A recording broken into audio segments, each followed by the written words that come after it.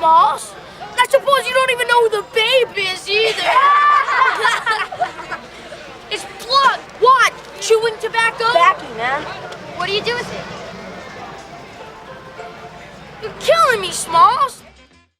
Welcome back to Thinking Critical. This is Wes, and after a big black hole of no information, it feels like there's a lot of new comic book news and information and rumors out there. And today we're going to talk about 3 of them.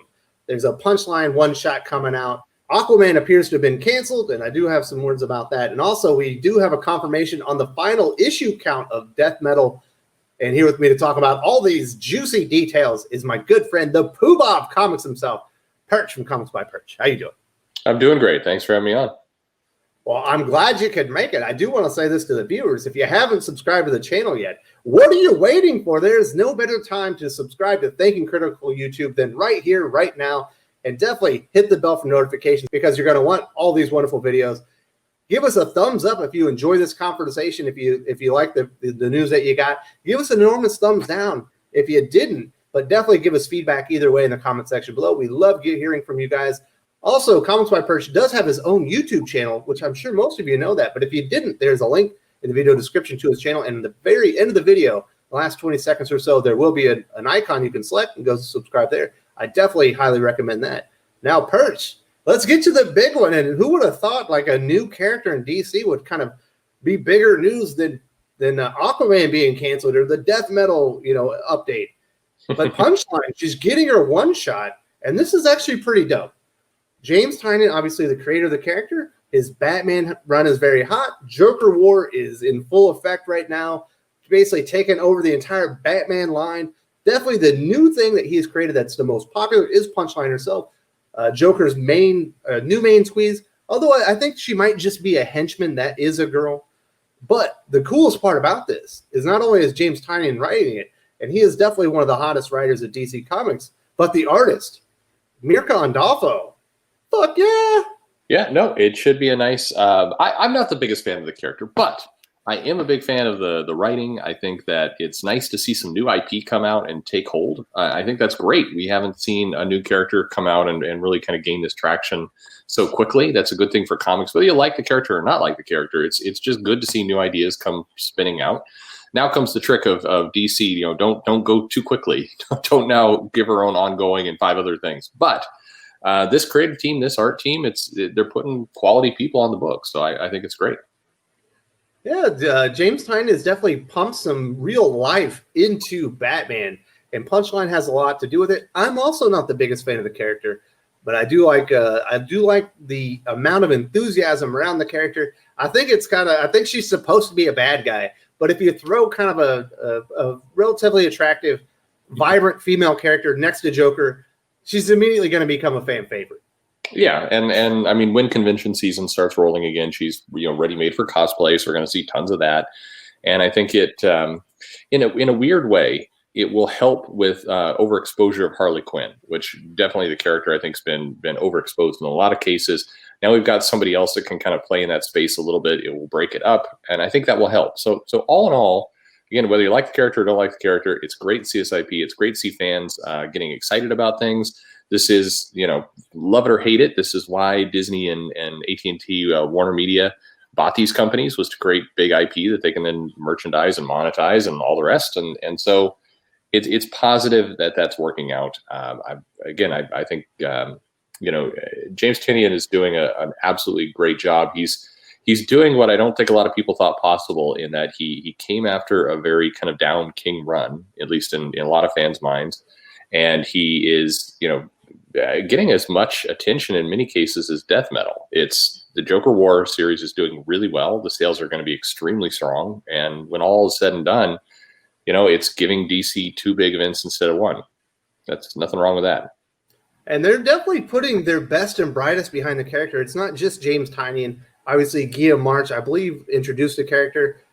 Jorge Jimenez has been instrumental in bringing the character to life. Some of her most memorable moments have been with him. But Mirka Andolfo is a huge name as far as artists go, more of an independent artist. She's got she's currently got her Mercy series going on. I'm glad she found the time to do this, because I think her and Punchline will be a match made in heaven and really make the character even cooler to look at. Yeah, it's a different style. Certainly, I think Mercy, a natural. I believe some of the other titles here. I mean, it's a different look, I think, than DC normally goes to, and I'm very excited about it. I honestly, I think it's something new, and something new is good right now. Let's talk about something that isn't new, and this is, we know Aquaman is going to be canceled at issue 65. Aquaman, not traditionally a great seller. There's certainly more interest in the character after the movie, but Dan Abnett did actually a phenomenal job. I believe Aquaman sales were like above 35. They're around like 40,000 pretty steadily. They changed creators on there. Kelly Sue DeConnick came over, and people just were not interested in Kelly Sue DeConnick's take on the character. The sales immediately dropped, and they've never recovered. And they've just kind of kept dropping. Now, a few months ago, I said, hey, there's a new writer on there who has been associated with Kelly Sue in the past, but it appears that she is going to be leaving Aquaman in the future. And I got a lot of people, I talked to Kelly Sue. She's not off of Aquaman. Well, yes, she was, because I actually checked on this with a couple of my sources, and they said, yes, she is going to be leaving Aquaman soon. She's off at issue 65. So yeah, she's confirmed. Suck on them nuts. You're right to you deserve to come back on that. Yeah, I know. I saw some of the people I know in your comments when that video. I think I was on with you on that video where we mentioned that she was leaving, and yeah, she's clearly leaving. She has confirmed it herself, and she's not confirming it or denying it. The title is ending with 65, but it's at the very least going to take a hiatus. Whether it goes to issue 66 or is rebooted with #1, which frankly I think is more likely, that title does come to an end in November. At least Kelly Sue's run, but everyone is saying that the title is not going away. That it will come back in some form, some fashion, and with the movie and with everything else DC wants to do, Aquaman I think is a very safe title. It's going to return.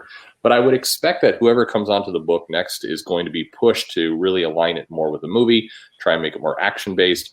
The problem with Kelly Sue's run is that it did feel very decompressed. It felt like we took Aquaman away for a good portion of the run from the environment that he was used to.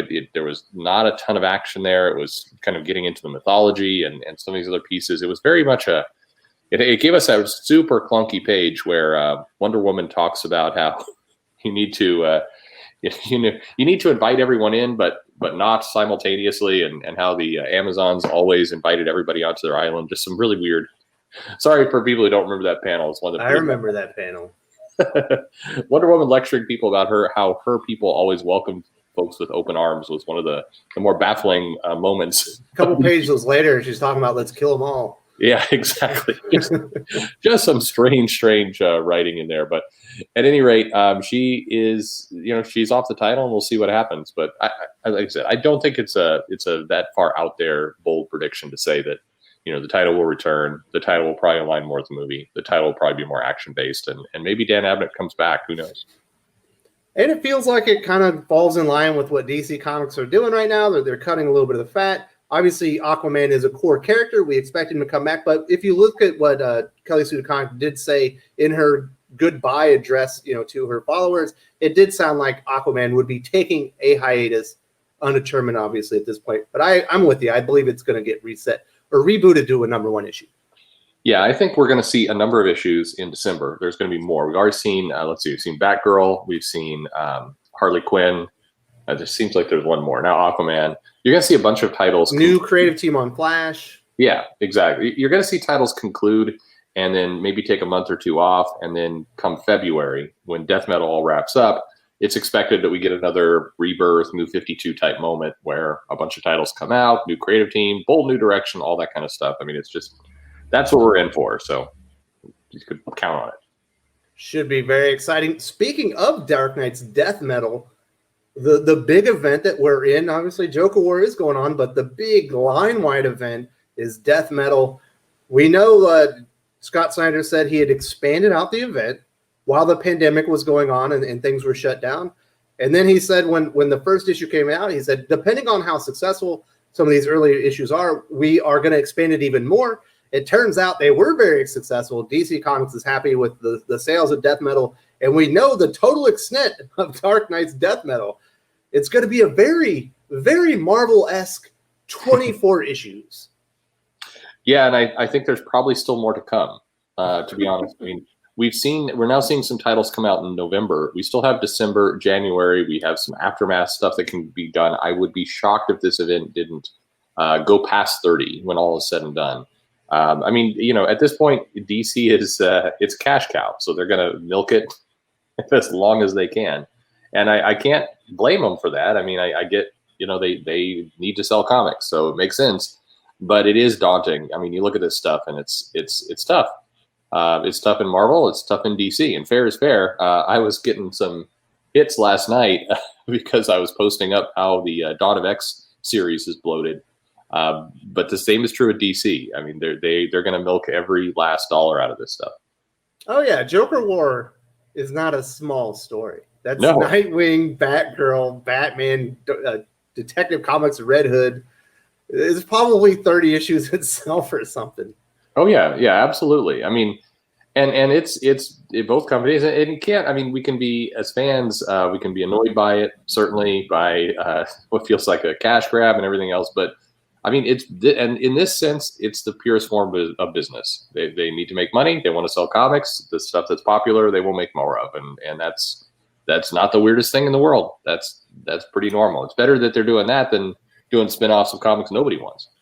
They're also not doing 24 issues in 3 months, so at least they're spreading it out a little bit. That's true. One of the interesting things is I did recently talk to Larry, and that video should be up early next week, but people are very excited about Dark Knight's Death Metal. I'm not loving it. It's all right. I think it's a little bit too convoluted, but the art's fantastic. There are a lot of cool toys to play with that Scott Snyder's created, all these weird versions of Batman and stuff like that. But people love it. That's the big thing. It's getting people into shops to go find comics. Hopefully they'll go find a new indie comic like that John Carpenter science fiction Vortex 2.0 that no one's talking about, that is absolutely amazing. And if you see it on the shelf, you need to pick it up. So hopefully, there's some comics that people will discover when they go in to get their Dark Knight's Death Metal.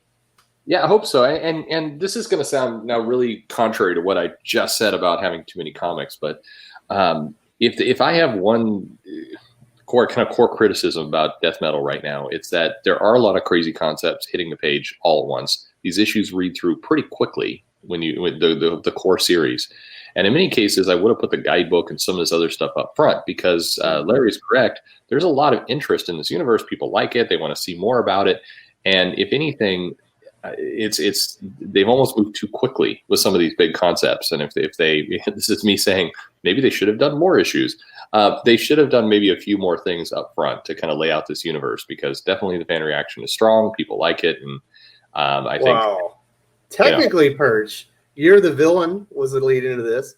Batman, Superman is the lead into this. Hella Risen is the lead into this, and Scott Snyder's Justice League are all lead into this. So this story is probably like 120 issues. That's very true.